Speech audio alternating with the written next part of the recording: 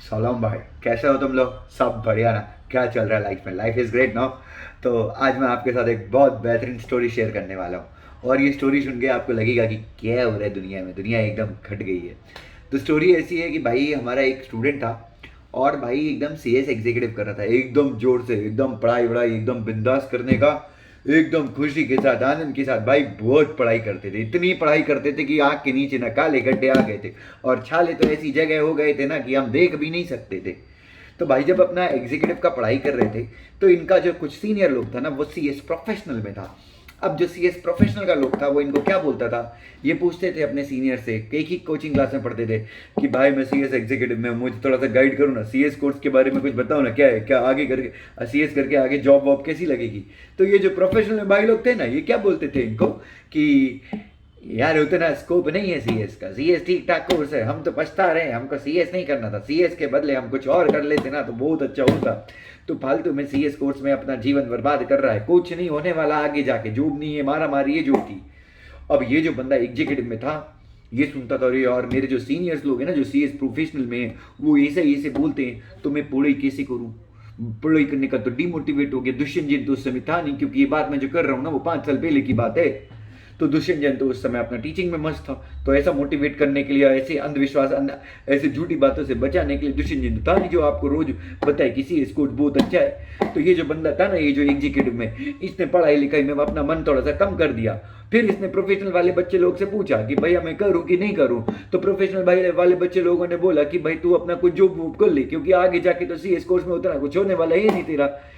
तो अपना जो ये जो बंदा था ना, ये जो एग्जीक्यूटिव वाला, मैं इसका नाम नहीं लूंगा, तो ये बंदा बोलता है कि ठीक है ठीक है ठीक है ठीक है ठीक है, मैं अब क्या बच्चों, किसी ने अगर आपको बोल दिया ना कि भैया आप जो कोर्स कर रहे हो उसमें आगे जाके स्कोप नहीं है तो आप क्या करोगे। तो इसने भी अपना पढ़ाई करना ना छोड़ दिया और कोई नो इसने कोई कॉल सेंटर वोल सेंटर में जॉब करना स्टार्ट कर दिया और 5 साल पहले इसको मिलते थे 12,000 रुपए।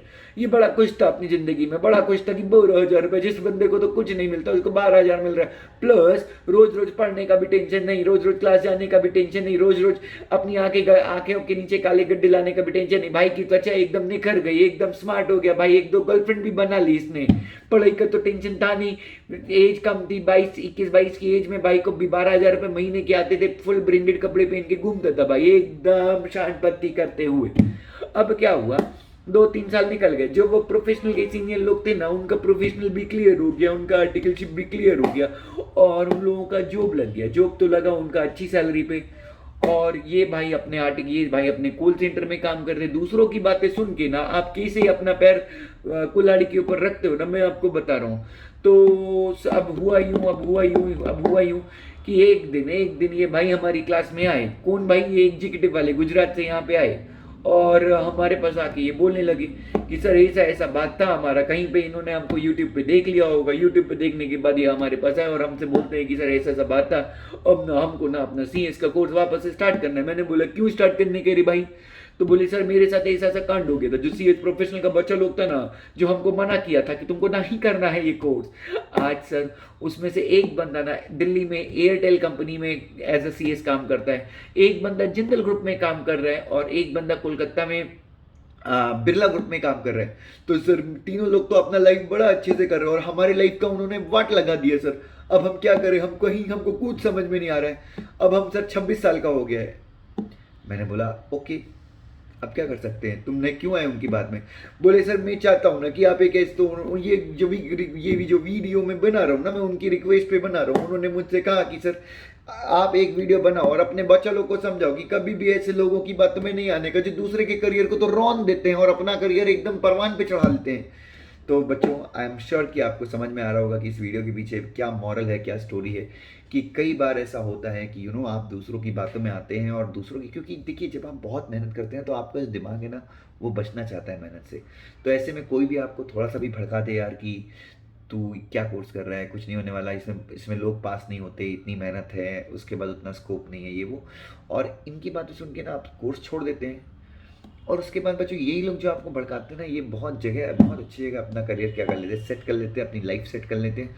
इनकी बातों में चढ़ के, इनकी बातों में पढ़ के आप अपने मंजिल से रास्ता भटक जाते हैं और फिर आप दर दर की ठोकरें खाने के लिए मजबूर हो जाते हैं। तो ये जो बंदा है, ये अभी भी इसने 12,000 में ज्वाइन किया था, आज इसकी सैलरी 14,000 रुपये, और अभी लॉकडाउन में he has lost his job, इसकी नौकरी इसके हाथ से निकल गई है। तो बच्चों, आप इस बंदे का नाम है, बता देता हूँ मैं, इस बंदे का नाम है अख्तर। तो प्लीज़ बच्चों, आप ऐसी किसी जाल में मत फंसिएगा बच्चों, क्योंकि लोग ना अपना आपकी खुशी बर्दाश्त नहीं कर पाते कई केसेस बच्चों।